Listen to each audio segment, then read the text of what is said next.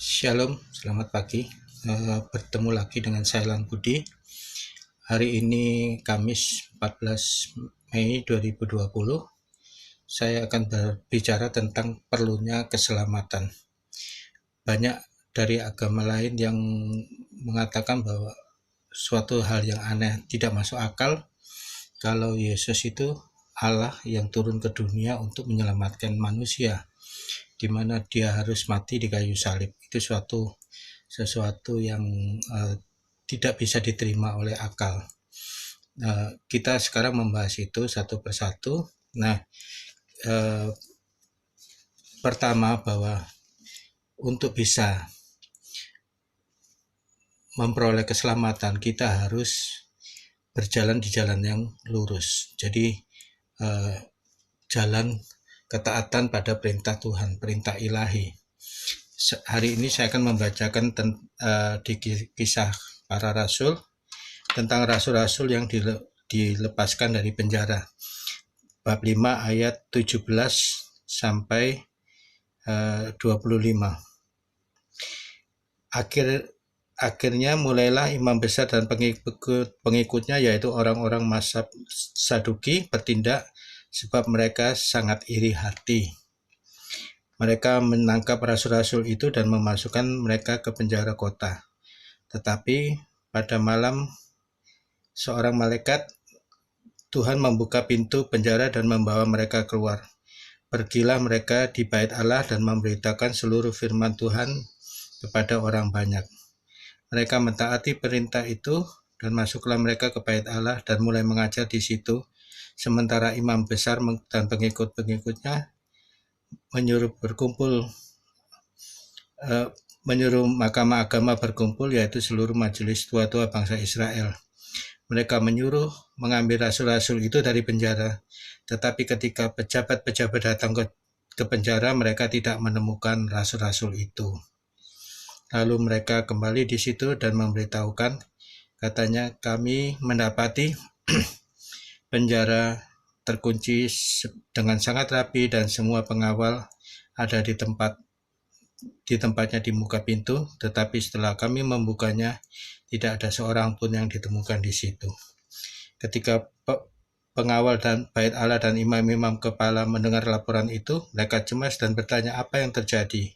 Tetapi datanglah seorang mendapatkan mereka dan kabarnya dan memberi kabar, lihatlah orang-orang yang telah kamu masukkan ke dalam penjara ada di bait Allah dan mereka mengajar orang banyak. Demikianlah sabda Tuhan.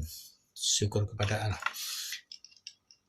Bapak Ibu, saudara sekalian, hidup kita itu seperti para rasul ini.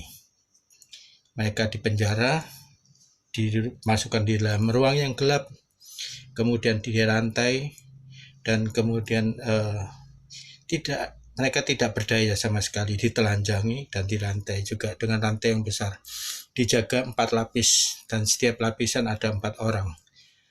Jadi kita sebetulnya hidup ini melawan bukan hanya 1-2 orang, tetapi melawan penghulu setan. Bagaimana proses penyelamatan umat manusia ini? Di Santo Yohanes dari Salib menggambarkan sebagai malam gelap. Jadi proses itu begitu rahasia sekali sampai setan pun juga tidak tahu bahwa kita diproses oleh Tuhan, kita keluar dari penjara dan kita menjadi manusia yang sama sekali baru. Jadi karena itu proses melalui penderitaan digambarkan malam gelap jiwa. Jadi kita betul-betul mengalami kegelapan yang tidak bisa kita mengerti. Nah, sekarang apa sih yang harus kita lakukan? Pertama, kita tidak boleh mengandalkan diri sendiri. Jadi di sini saya bacakan 2 Korintus 3 ayat 5. Dengan diri sendiri kami tidak sanggup untuk memperhitungkan sesuatu seolah-olah pekerjaan kami. Tidak, kesanggupan kami adalah pekerjaan Allah.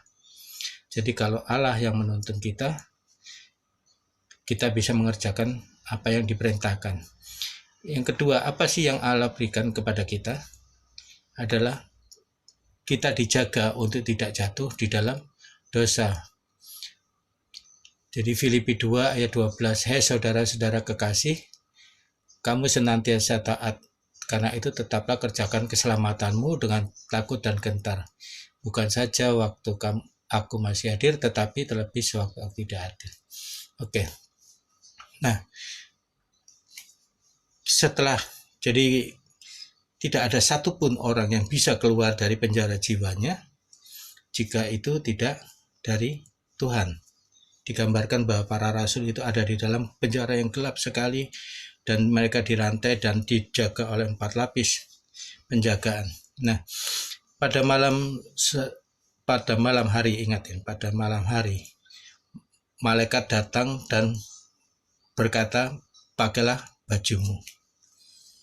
Jadi kita harus mengenakan Kristus, kemudian seluruh rantai yang mengikat kita itu gugur. Lalu kita melewati penjagaan 1, 2, 3, 4 sampai ke pintu gerbang besi dan kemudian keluar dari situ. Lalu malaikat itu mengatakan, pergilah ke tempat orang-orang kudus berkumpul. Jadi ketika kita sudah keluar dari penjara jiwa, kita harus berkumpul bersama-sama dengan orang kudus yang lain. Oke. Apa sih yang kita dapatkan kalau kita mempercayai Kristus? Dikatakan, jika kamu berdoa, Tuhan akan memberikan kepada kamu Roh Kudus. Apa yang Roh Kudus kerjakan bagi kita? Kita lihat 7 karunia Roh Kudus dulu. Sebab kepada yang seorang Roh memberikan karunia untuk berkata-kata dengan hikmat. Kepada yang lain, Roh memberikan karunia untuk berkata-kata dengan pengetahuan. Kepada yang seorang Roh memberi iman, kepada yang lain ia memberi karunia untuk menyembuhkan. Dan kepada seorang Roh memberi kuasa untuk mengadakan mujizat, untuk membuat karunia bernubuat, dan yang lain membedakan macam-macam roh. Nah, ini penting di sermon, membedakan macam-macam roh. Semua karunia itu penting. Dan kalau kamu menolak untuk mengakui Yesus sebagai Allah, maka kamu akan kehilangan, kita akan kehilangan 7 karunia Roh Kudus ini. Tidak akan diberikan kepada kita selama kita menolak mengakui Yesus sebagai Allah. Karena dari Roh Kudus inilah yang pertama kali dilakukan adalah mengakui Yesus sebagai Allah. Banyak agama-agama lain mengatakan, oh, agamaku lebih sempurna, agamaku, kitab suciku berasal dari Allah. Emangnya kenapa kalau dari Allah? Nabiku harus dihormati lebih dari Tuhan. Apa betul? Dan yang terpenting adalah satu hal. Dari buahnya kamu tahu pohonnya.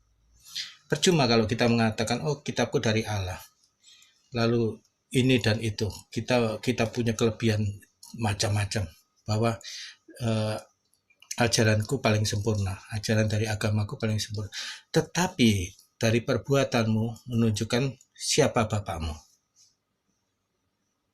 Jelas ya. Jadi kalau dari perbuatan kita itu selalu berkata-kata tentang seks, nanti di surga kita akan mendapat bidadari dan sebagainya, dan selalu berbicara tentang seks, tidak pernah lepas dari seks, itu sesuatu yang sudah menunjukkan bahwa kita masih di dalam penjara yang gelap. Lalu kekerasan, baik kekerasan hati, dan itu keluar dari dengan perbuatan, tangan yang berlumuran darah. Nah, apa yang diberikan kepada Kristus, kepada umatnya adalah kerendahan hati. Syarat pertama untuk menjadi Katolik yang betul-betul adalah rendah hati. Nah, apa sih ya rendah hati? Apa yang kita dapatkan kalau kita menjadi orang yang sangat rendah hati? Mazmur 22 ayat 26 dikatakan begini, orang yang rendah hati akan makan dengan kenyang, dan orang yang mencari Tuhan akan memuji-muji Dia. Biarlah hatimu hidup untuk selama-lamanya. Jadi orang yang tidak rendah hati itu sebetulnya orang yang imannya itu tipis sekali atau tidak beriman, dan dia selalu haus akan kebenaran, lapar akan kebenaran. Dia mencari kemana-mana Tuhan dan tidak menemukan. Tetapi orang yang rendah hati itu satu bentuk kalau kamu rendah hati, orang akan tahu bahwa kamu muridku, kata Tuhan. Jadi itu identitas kita sebagai orang-orang pengikut Kristus adalah orang yang rendah hati. Dan dikatakan kita akan makan dengan kenyang. Dan kalau mencari Tuhan, kita akan memuji-muji Dia. Kita akan menemukan Tuhan. Orang Mazmur 25 ayat 9, Ia membimbing orang yang rendah hati menurut hukum. Ia akan mengajarkan jalannya kepada orang yang rendah hati. Jadi orang yang rendah hati itu dijaga terus-menerus supaya dia tidak jatuh ke dalam dosa. Mazmur ke-34 ayat 2, karena Tuhan jiwaku bermegah, biarlah orang yang rendah hati mendengarkannya dengan sukacita.